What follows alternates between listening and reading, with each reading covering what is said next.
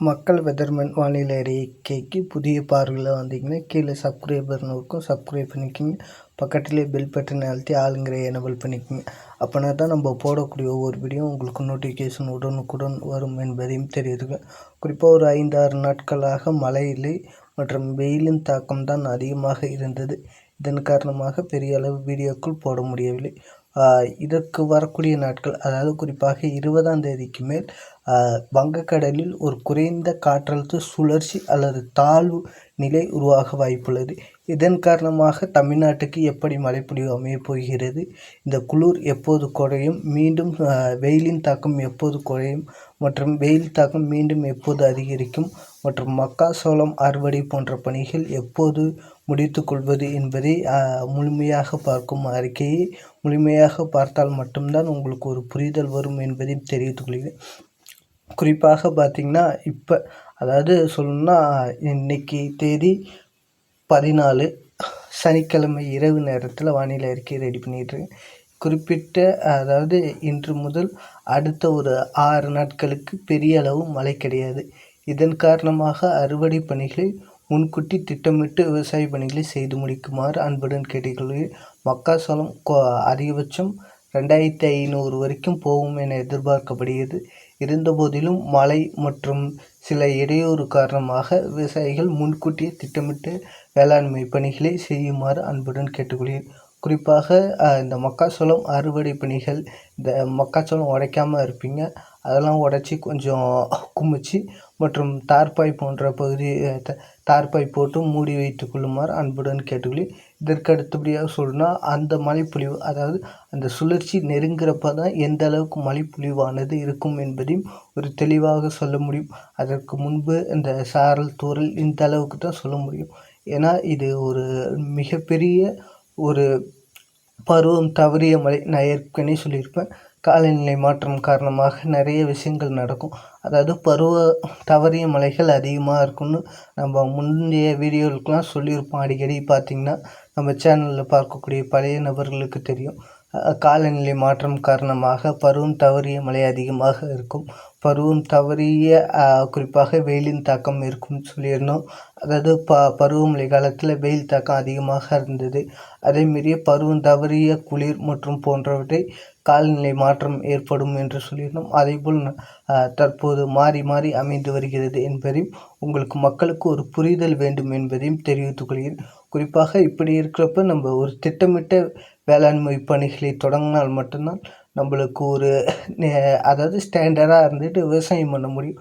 இல்லைன்னா எப்பயுமே ஒரு நட்டத்தில் கொண்டு போய் முடியும். அதை என்பதையும் மனதில் புரிந்து கொள்ளுங்கள். திட்டமிட்ட விவசாய பணிகளை செய்யுமாறு அன்புடன் கேட்டுக்கொள்கிறேன்.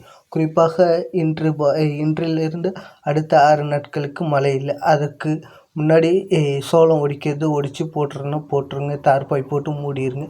அதற்கு பிறகு மழைப்பொழிவு படிப்படியாக அதிகரிக்கும். அடுத்து நான் சொல்லியிருந்தேன், பெரிய அளவு ஒரு வாரத்துக்கு இனிமேல் வரக்கூடிய ஆண்டுகளில் மழைப்பொழிவு நீடிக்காது.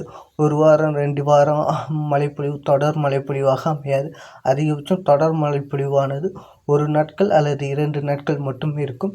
விட்டு விட்டு அதாவது ஒரு சாரல் தூறல் மிதமான மழை மட்டும் அவ்வப்போது இருந்து கொண்டு இருக்கும். அதிகபட்சமாக ஒரு மழைப்பொழிவு எடுத்துக்கிட்டிங்கன்னா ஒரு நிகழ்வு தமிழ்நாட்டுக்கு மழைப்பொழிவு கொடுக்கணும்னு பார்த்திங்கன்னா குறைஞ்சபட்சத்துலேருந்து குறைஞ்சது 1 நாட்கள் 2 நாட்கள் அதிகபட்சம் 4 நாட்களுக்குள் அந்த மழைப்பொழிவானது ஒரு சுற்றுமழை முடிந்துவிடும்.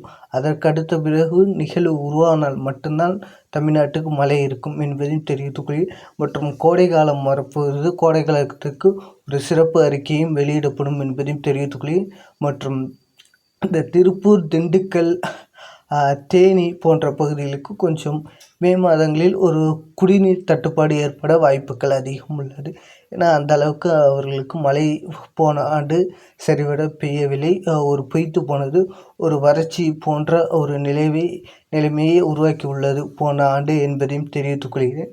மற்றும் இனி வரக்கூடிய ஆண்டுகள் எப்படி இருக்கும் என்பதையும் மற்றும் இந்த ஆண்டுக்கு ஒரு தனித்துவமான அறிக்கையும் விரைவில் வெளியிடப்படும் என்பதையும் தெரிவித்துக்கொள்கிறேன். ஏன்னா அடுத்தடுத்த ஆய்வு முடிவுகள் நடந்து வருகிறது நமது சேனலில். குறிப்பாக இந்த காலநிலை மாற்றம், பொல்யூஷன் அதிகமாக இருக்குது, இந்த அளவுக்கு ஏன் பனிப்பொழிவு பெய்கிறது, வெப்பம் அதிக அளவு இருக்கிறது, அதாவது மழைக்குறைவு, அதிக மழை பெய்யக்கூடிய இடங்கள், வேறுபாடுகள் அனைத்தும் நம் தொடர்ந்து ஆய்வு முடிவுகள் நடந்து வருகிறது என்பதையும் தெரிவித்துக் கொள்கிறேன். இதற்கு அடுத்தபடியாக சொல்லணும்னா தமிழ்நாட்டில் அதாவது குறைஞ்சபட்ச செல்சியஸ் வெப்பநிலை வந்து எங்கே பதிவாகும்னா நீலகிரி, ஊட்டி போன்ற பகுதியில் இருக்கும். அங்கே வந்து -0 இருக்கும். 0 வெப்பநிலை பதிவாகும்.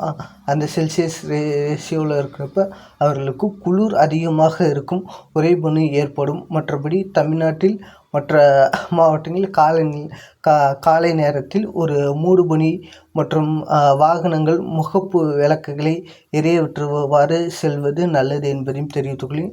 காலை நேரத்தில் யாரும் இருசக்கர வாகனத்தில் செல்ல வேண்டாம், ஏன்னா பனிப்பொழிவு கடுமையாக இருக்கக்கூடும் அடுத்த 2 முதல் 4 தினங்களுக்கு என்பதையும் தெரிவித்துக் கொள்கிறேன். நன்றி, வணக்கம். அடுத்த வீடியோவில் சந்திப்போம். மக்கள் பெதர்மன்.